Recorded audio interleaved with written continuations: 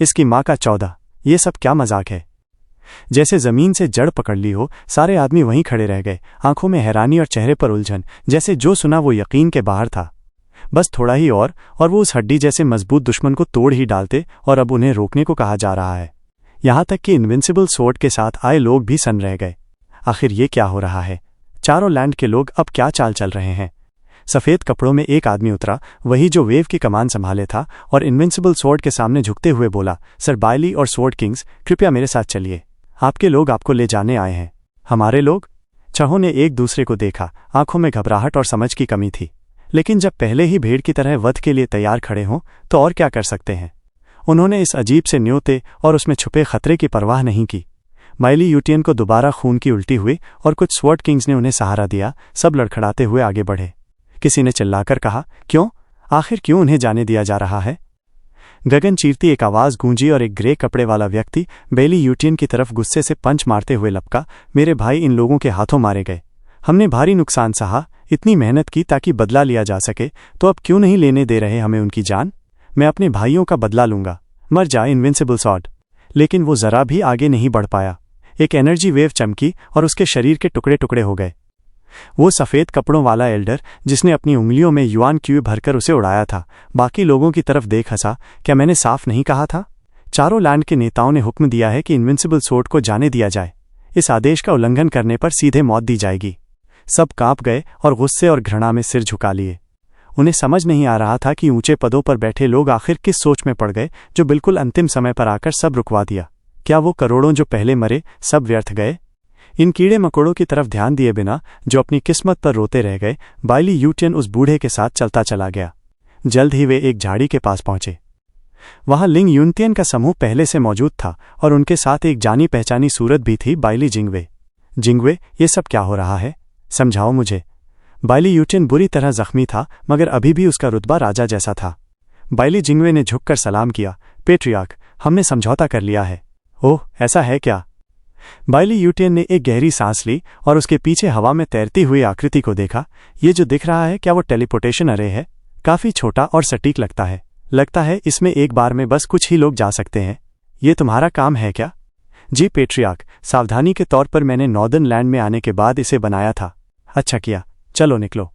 बायली यूटियन सीधे पोर्टल की तरफ बढ़ गया, जैसे उसे किसी चीज की परवाह ही ना हो। बाकी सभी भी पीछे पीछे चल दिए। लिंग यूनचेन मुस्कराया और आगे बढ़ा, सर, इस युद्ध में दोनों पक्षों ने बहुत कुछ खोया है। मैं आशा करता हूं कि अब भविष्य में कोई संघर्ष न हो। बेली यूतिया ने एक बार भी उसकी तरफ नहीं देखा और अपनी चाल में पोर्टल में दाखिल हो गया। लिंग यूनटियन का चेहरा कस गया, शर्मिंदगी से भर गया। तुम जैसे बुजदिल उसके सामने बोलने के लायक भी नहीं हो, जब खुद ही लड़ाई से दूर भाग गए, बूढ़े। बेली यूयू ने तिरस्कार से कहा और वो भी पोर्टल में चली गई। बाकी स्वॉर्ड किंग्स ने भी वही उपेक्षा दिखाई और एक एक कर पोर्टल में चले गए, जिसमें क्राउन प्रिंस बायली जिंगटियन भी था। बायली जिंगवे मुस्कुराया और लिंग यूनटियन को आदर से झुका, मगर उसकी मुस्कान में वो गर्मजोशी नहीं थी। सेक्ट लीडर लिंग, पेट्रियार्क और स्वॉर्ड किंग्स का स्वभाव ऐसा ही है। मैं उनकी तरफ से क्षमा मांगता हूं। कोई बात नहीं, मैं बस आशा करता हूं प्राइम मिनिस्टर। बिल्कुल, अगला 100 साल शांति के साथ बीतेगा। हा हा हा, बेली जिंगवेई ने हंसते हुए कहा और पोर्टल में चला गया। लेकिन जैसे ही वो गायब हुआ, उसकी मुस्कान गायब हो गई और पीछे से तिरस्कार झलकने लगा। सब चले गए थे, अब लिंग यूनटियन का समूह ही वहां रह गया। उसके चेहरे पर तनाव और चिंता थी। उसकी पीड़ा को समझते हुए बु शिंगयुन हंस पड़ा और चापलूसी करता हुआ बोला, इनविंसिबल स्वॉर्ड का घमंड तो सबको पता है। सेक्ट लीडर लिंग को इस अपमान को सहकर भी चारों लैंड की नींव बचानी पड़ी। ये वाकई कठिन काम है। हर जगह तलाशो। लिंग यूनटियन ने गुस्से में दहाड़ लगाई, बायली जिंगवे, हमारे नॉर्दर्न लैंड के एकदम बीच में सीधे फ्रंट लाइन से टेलीपोर्ट कैसे कर पाया? और ये गुप्त टेलीपोर्टेशन अरे यहाँ सी ब्राइट सेक्ट के अंदर कैसे आया? जैसे कोई रोकने वाला ही नहीं था। जुओ फैन ठीक कह रहा था। नॉर्दर्न लैंड में कोई गद्दार है, और वो भी बहुत ऊंचे पद का। सिर्फ तभी ऐसी जगह पर इतना गुप्त रास्ता बन सकता है। बु शिंगयुन ने सिर हिलाया, हाँ, हमें जरूर जांच करनी चाहिए। सेक्ट लीडर लिंग, ये काम मुझे सौंप दीजिए। मैं हर हाल में सच्चाई सामने लाऊंगा। लिंग यूनटियन ने सिर हिलाया और गहरी सांस ली। आखिर ये गद्दार है कौन? बायली यूटियन के कैंप में वे सब पोर्टल से बाहर निकले। बायली जिंगवे सबसे पीछे आया। इनविंसिबल स्वॉर्ड और पांचों स्वॉर्ड किंग्स को ऐसा लगा जैसे सदियों बाद फिर से अपनों के बीच लौटे हों। वे अब अपनी जमीन पर लौट आए थे, सुरक्षित। स्वॉर्ड किंग्स बहुत बेचैन थे जल्दी अपने गढ़ लौटने के लिए, खासकर जब उन्होंने लाखों दुश्मनों से एक साथ टकराकर जान बचाई थी। प्राइम मिनिस्टर जिंगवे, धन्यवाद। क्राउन प्रिंस बाइली जिंगटियन ने सच्चे दिल से कहा, हमारी जान तो आपके समय पर पहुंचने से ही बची, मगर आपने आखिर कैसे उन्हें इतना आसानी से सीज फायर के लिए मना लिया? सीधा कारण है, क्योंकि उन्होंने हमारी कमजोर नस पकड़ ली थी। बाइली जिंगवे ने सिर हिलाया और एक जेट स्लिप निकाली। इंपीरियल कैपिटल से खबर आई है कि स्वॉर्ड स्टार एम्पायर के 1000 से ज्यादा शहर अब हाथ से जा चुके हैं। पेट्रियार्क की चोट की खबर फैलते ही चारों स्वॉर्ड स्टार एम्पायर चुप नहीं बैठेंगे। हम चारों ओर से दुश्मनों से घिर गए हैं और अब इस युद्ध को जारी रखने की ताकत खो चुके हैं। ऐसे में शांति से घर लौटना ही सबसे अच्छा था। यह सब कैसे हुआ? हमारी एम्पायर की कोर तक सब चौंक पड़े। बाइली जिंगवे ने सिर हिलाया। हाँ, जुओ फैन ने हमें सबसे बड़ा नुकसान पहुंचाया है। शायद अब हमारी पीढ़ियों को लग जाए सब संभालने में। वही आदमी फिर से? आखिर उसने हमारी एम्पायर के साथ ये सब कैसे कर दिया? बाइली जिंगटियन और स्वॉर्ड किंग्स ने दबी सांस ली। बाइली जिंगवे ने कड़वी मुस्कान दी। यह सब मेरी ही गलती है पेट्रियार्क। उसने मुझे पूरी तरह रणनीति में मात दी। आपको शायद यकीन न हो कि उसे चारों लैंड का कमांडर ग्रैंड मार्शल बना दिया गया था। फिर बाइली जिंगवे ने सारी कहानी सुनाना शुरू किया। बाकी लोग इतने स्तब्ध थे कि कोई प्रतिक्रिया भी नहीं दे पा रहे थे। उन्हें तो बस इतना ही पता था कि जुओ फैन किसी रहस्यमय सेक्ट का डिसाइपल है, मगर ये नहीं सोचा था कि वो पूरे युद्ध को अपने इशारों पर नचा रहा था। उसने पेट्रियार्क को भी पछाड़ा और प्राइम मिनिस्टर को भी मात दी। आखिर था कौन ये अद्भुत प्रतिभा? सीधा कहूं तो मैं तो बस इसलिए उन्हें मानने पर राजी कर पाया क्योंकि वो लड़का गायब हो चुका था। नहीं तो शायद मेरी बात कोई नहीं सुनता और मुझे भी वहां नुकसान उठाना पड़ता। वो मेरी जिंदगी का सबसे खतरनाक ओपोनेंट था। बाइली जिंगवे की आंखों में डर अब भी छिपा था। बाकी सबने गहरी सांस ली और बाइली यूयून बोला, प्राइम मिनिस्टर, अब तो चैन की सांस लीजिए। अब वो आपके लिए कोई खतरा नहीं रहा।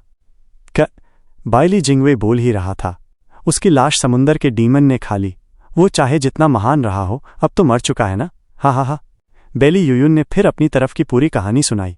बाइली जिंगवे बस अजीब से भाव में सुनता रहा।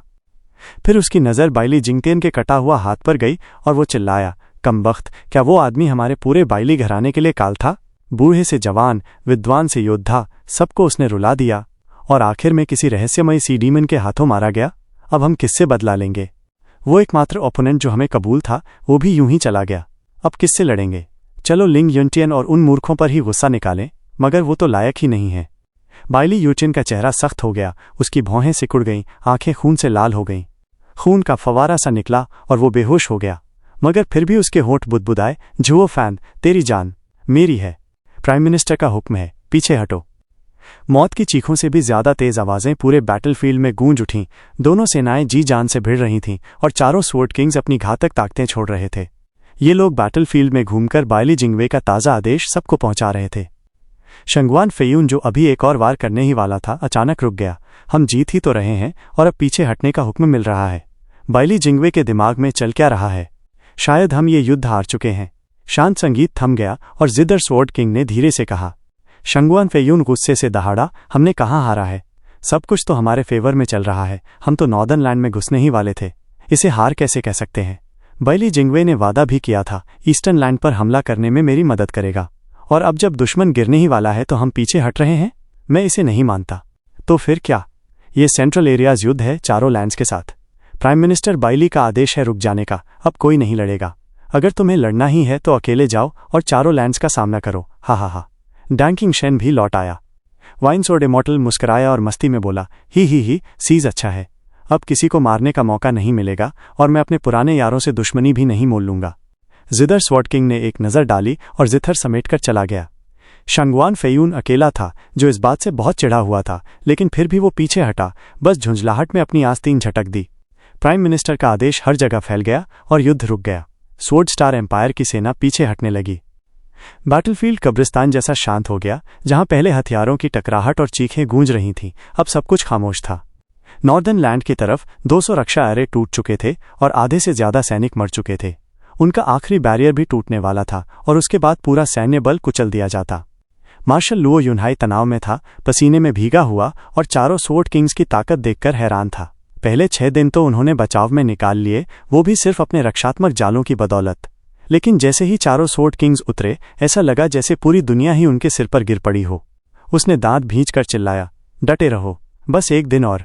हर एक आदमी अपनी जगह संभालो। हमें समय निकालना है ताकि बाकी फौज तैयार हो सके। हम उन्हें हमारे पीछे नहीं आने दे सकते। ग्रैंड मार्शल की योजना को बर्बाद नहीं होने देना है। एक जोरदार धमाका हुआ और उसकी आवाज दब गई। सारे सैनिक कांप रहे थे। सामने खड़े दुश्मन से उसकी बातें अब किसी के कानों में नहीं पड़ रही थीं। एक गहरी सांस छोड़ते हुए उसने सिर झटका। अब कोई रणनीति काम नहीं आ रही थी, सिर्फ रक्षा ही बचा था। आखिर में ताकत ही सब कुछ थी। उसके हौसले की बातें अब हार या मौत को नहीं रोक सकती थी। फिर अचानक सब धमाके रुक गए। लुओ युनहाई चौंक गया। तुओबा तेशन दौड़ता आया, चेहरे पर मुस्कान। मार्शल लुओ, बहुत बड़ी खबर है। वो पीछे हट रहे हैं। स्वॉर्ड स्टार की सेना वापस जा रही है। हम ये नरसंहार झेल गए। हा हा हा। वो जा रहे हैं? लुओ युनहाई अचंभे में था। फिर उसने अपने हेड स्टीवर्ड की तरफ देखा। स्टीवर्ड जूग, ये क्या चल रहा है? वो बिना वजह पीछे क्यों हट रहे हैं? जूगे चांगफेंग इस अचानक बदलाव पर गहरी सोच में था। एक सैनिक दौड़ता हुआ आया और झुककर एक जेड स्लिप बढ़ाया। क्लैन हेड, सर लेंग ने संदेश भेजा है। लुओ युनहाई ने उसे झपटकर पढ़ा और फिर जमीन पर फेंक दिया। जेड स्लिप चकनाचूर हो गई और वो गुस्से से चीखा, क्या बकवास है? उन बूढ़ों ने ये क्या किया? क्या हुआ क्लैन हेड?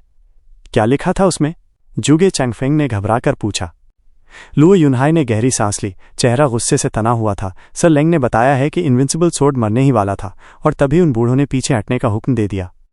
ज्यूगे चांगफेंग ने जल्दी से पूछा, तो स्टीवर्ड जो का क्या हुआ? उन्होंने क्या कहा? लुओ युनहाई ने उदास होकर कहा, ब्रदर जुओ, जब सी डीमन के पीछे गया तब वो पकड़ा गया और अब गायब है। ये सारा फैसला उन बूढ़ों ने अकेले ही ले लिया। तो असली वजह ये है। ज्यूगे चांगफेंग ने सिर हिलाया और उस बैटलफील्ड की ओर देखा जहां दोनों सेनाएं खून में नहाई पड़ी थीं। उसकी आंखों में चमक थी। लगता है दोनों पक्षों के बीच कोई गुप्त समझौता हुआ है। युद्ध अब खत्म हो गया। पर शांति कैसे हो सकती है?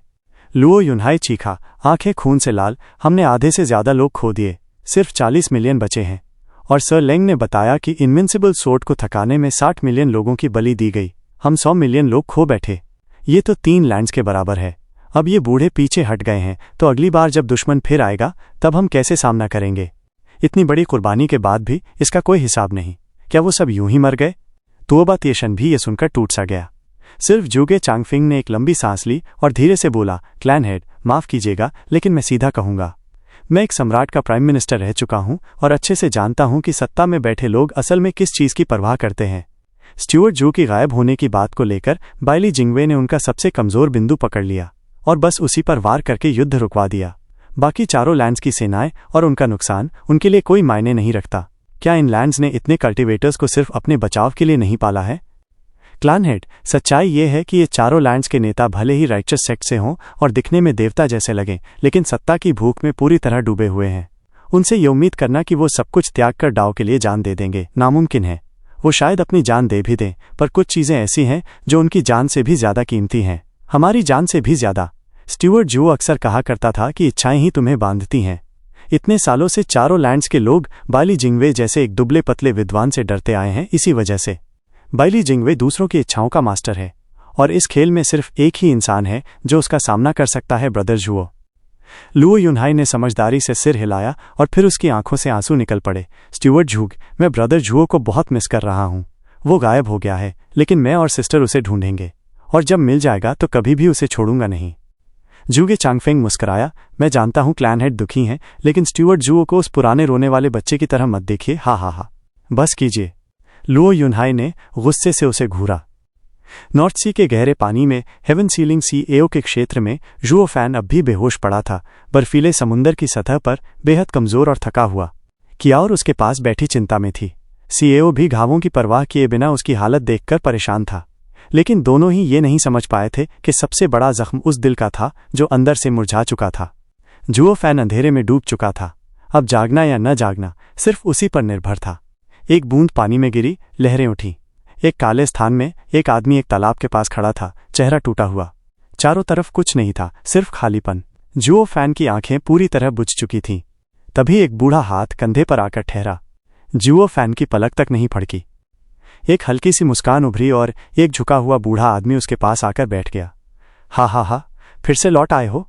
मैंने कहा था ना कि इस अंधेरे जगह मत आया करो, यहां से कोई नहीं निकल पाता। हो कौन? जुओ फैन धीरे से पलटा और अंधेरे में सिर्फ एक छाया सी दिखी। फिर उसे याद आया, तुम? बूढ़े ने सिर हिलाया और अंधेरे में उसके सफेद दांत दिखे। हाँ, मैंने कहा था ना कि जब भी तुम यहां आओगे मैं तुम्हें रोकने आऊंगा। पिछली बार मौत के करीब आने पर आया था, लेकिन इस बार मामला और भी खतरनाक है। तुम्हारा दिल, तुम्हारी इच्छा ही मर चुकी है। माफ करना, मुझे फिर से देखना पड़ा। तुम मुझसे ये भी नहीं पूछोगे कि मैं कौन हूं। कोई फायदा नहीं, मुझे जानना भी नहीं है, जुओ फैन बोला। उसकी तन्हा आंखें उसे एक लाश जैसी बना रही थीं। बूढ़े ने सिर हिलाया।